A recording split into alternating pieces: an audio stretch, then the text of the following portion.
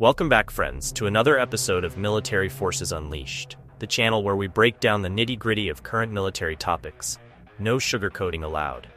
Today, we're diving into the fascinating, absurd, and improbable saga of Iran's F-14 Tomcats, those supposedly retired American jets that somehow, against all odds and every U.S. effort, are still flying in Iranian skies more than 4 decades after being sold. Yeah, you heard that right. These Cold War relics are still operational. How? Well, that's the million-dollar question. If you like what you see, hit that like button because it helps keep the channel alive. And if you haven't subscribed yet, now's the time.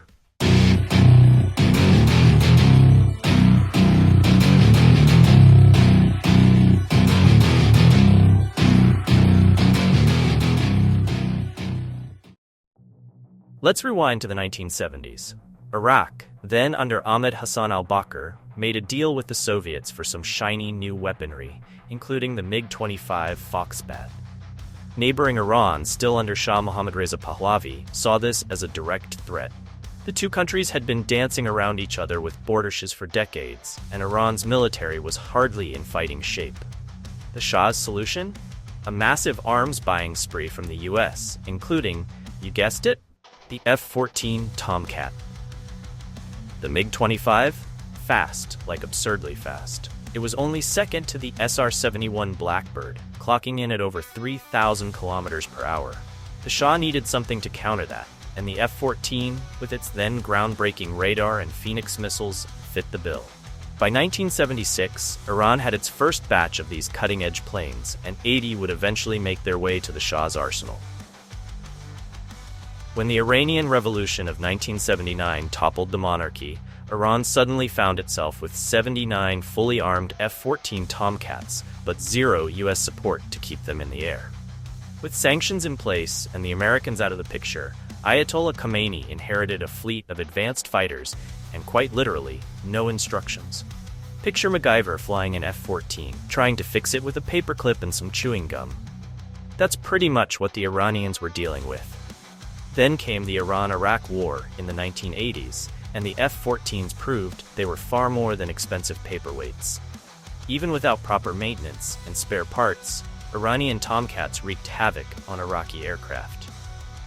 In the first 6 months of the war, these jets shot down 52 Iraqi planes. By the end of the conflict, estimates suggest the F-14s had taken out a total of 163 Iraqi aircraft. Iraq, on the other hand, had a far tougher time dealing with the Tomcats, managing to shoot down just 4 of them throughout the entire war, and only damaging a few others. Iranian pilots like Jalil Zandi became legends in the process. Zandi himself claimed 11 kills, earning the title of the highest-scoring F-14 pilot in history. It wasn't just about skill. The Iranian Air Force, despite sanctions and a lack of support, managed to keep these jets flying through a mix of ingenuity, black market parts, and a whole lot of improvisation. In true MacGyver fashion, they made it work against all odds.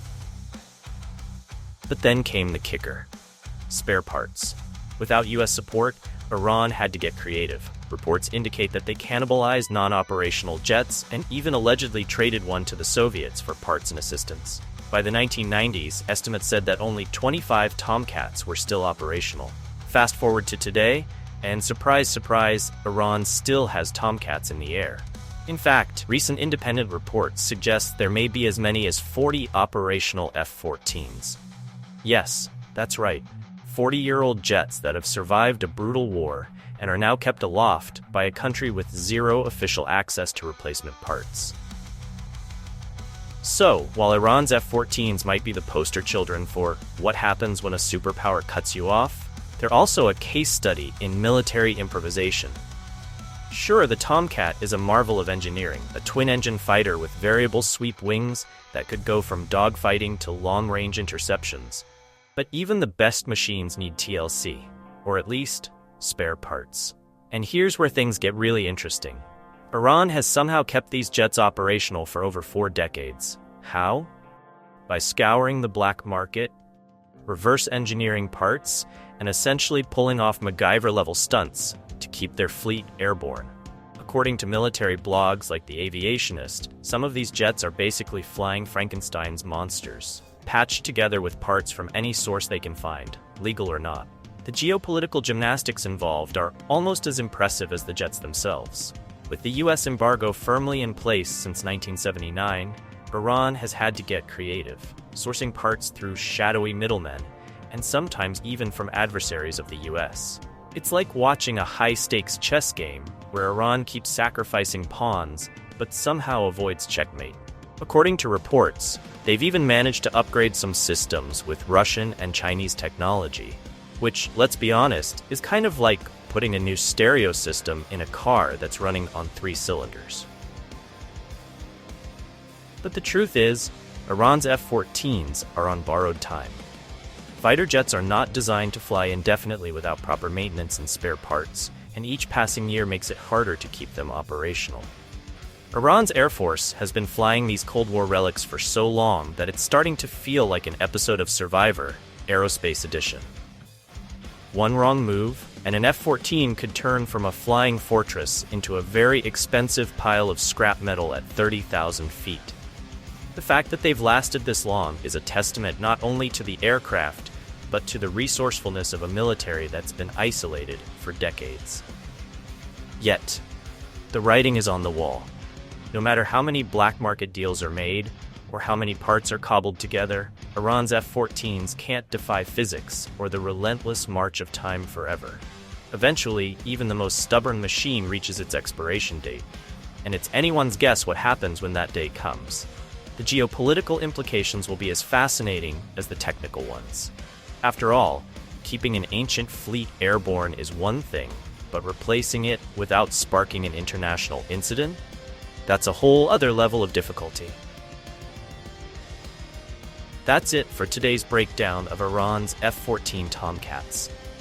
If you enjoyed this deep dive into military aviation, hit that like button and don't forget to subscribe for more content on the world's most advanced military tech.